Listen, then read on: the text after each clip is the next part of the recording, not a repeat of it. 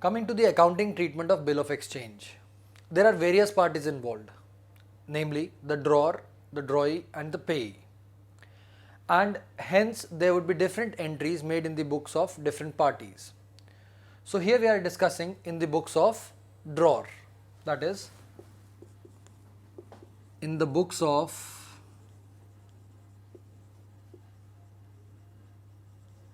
drawer. Students, drawer is the person who has to receive the payment. Since he has to receive the payment, he is the one who is actually holding the bill. What are the options that he has? Once he has received the duly signed bill from the drawee, the drawer can retain the bill.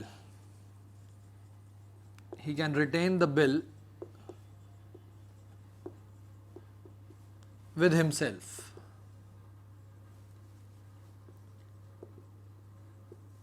And on maturity, he again has two choices. On maturity, when he is retaining the bill, he can get it collected himself,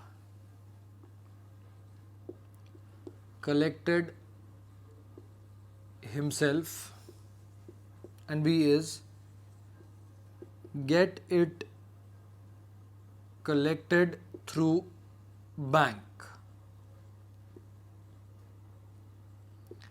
That is, the first option is that he will retain the bill with himself. He'll keep the bill till the date of maturity, and when the date of maturity comes, he'll go and collect it himself or send somebody, or he can ask the bank to go and collect it on his behalf. The second option is he can get the bill discounted.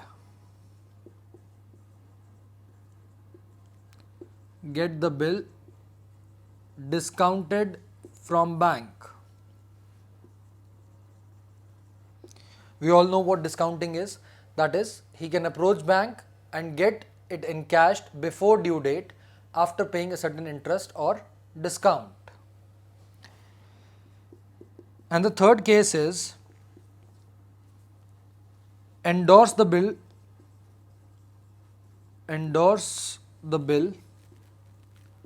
to third parties.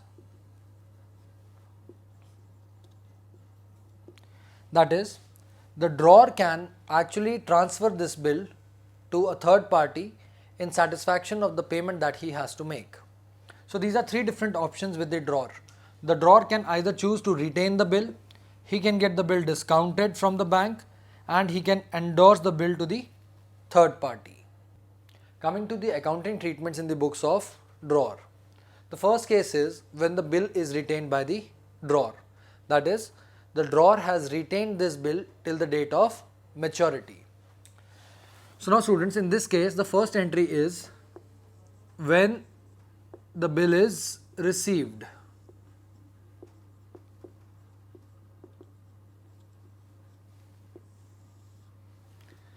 Now students, when the bill is received by the drawer, he'll pass the entry as bills receivable account debited to drawee account. That is, bills receivable is a personal account, so we are receiving this bill and the drawee is paying this bill. Then students, on maturity, that is when the due date of the bill comes, in this case the drawer has two options. The first option being he collects the bill himself. He collects it himself. In this case, when he collects the bill himself, then the amount would be, or the entry would be, cash account debited to bills receivable. BR here implies bills receivable. Now students, in this case, cash is a real account, so again following the same rules, debit what comes in. The second option at the time of maturity is that the drawer can get it collected through bank. Collection through bank.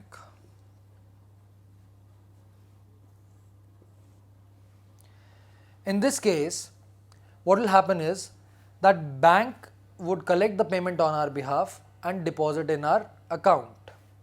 So students, in this case, there will be first entry as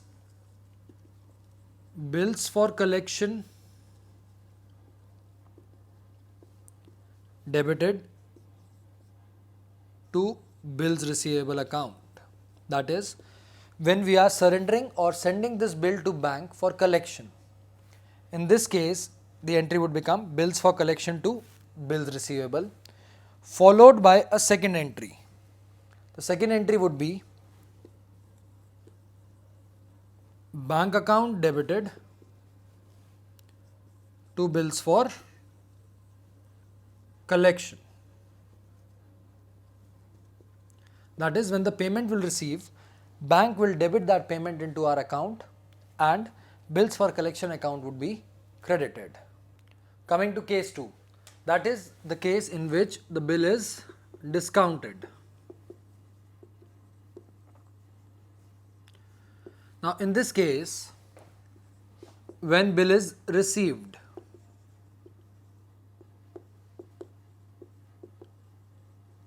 so whenever we receive the bill, entry would be bills receivable account debited to drawee. Again, we are receiving the bill from drawee. BR here refers to as bills receivable. Then, when discounted, that is, when the drawer approaches the bank to get this bill discounted. In that case, the entry would be bank account debited, discount account debited to bills receivable. Here, discount, the amount of discount would be there. It would be the face value of the bill here, and amount actually received would be mentioned against the bank account.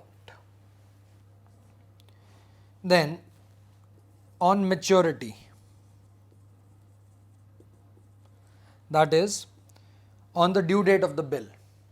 Now students, in this case, since the bill was discounted, that means the bill was actually transferred to bank and now the bank is the holder of the bill. Since bank is the holder of the bill, the payment would be received by bank and not by drawer. So there would be no entry in case of discounting in the books of drawer. So on maturity there is no entry. That is, no journal entry would be passed. Now coming to third case, that is in case the bill is endorsed. Now by endorsing we means that the bill has been transferred to the third party. So case 3 is bill is endorsed. In this case, when we receive the bill, bill is received.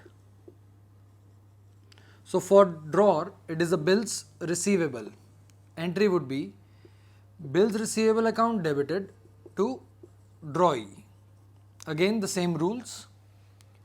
Then in case it is endorsed, so when endorsed, that is when the bill has been transferred to third party, the drawer will make an entry as endorsee account debited, or he can write the creditor to whom the bill has been transferred. So you can replace it by creditor also. So endorsee account debited to bills receivable. That is, the same bill has been transferred. So bills receivable here. And what about entries on maturity? Again the same concept. On maturity we can clearly see that the bill is held by the endorsee. So the payment would be received by endorsee.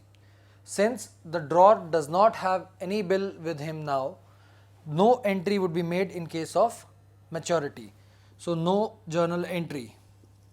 No journal entry. Now students, just to recall, in case of endorsement, when the bill is received, the entry would be bills receivable to drawee. Whenever it is endorsed, since endorsee is now receiving this bill, entry would be endorsee to bills receivable. And lastly, in case of maturity or when the date comes, then on that date the bill is held by endorsee. The payment would be received by endorsee. Hence, no entry would be made in the books of drawer.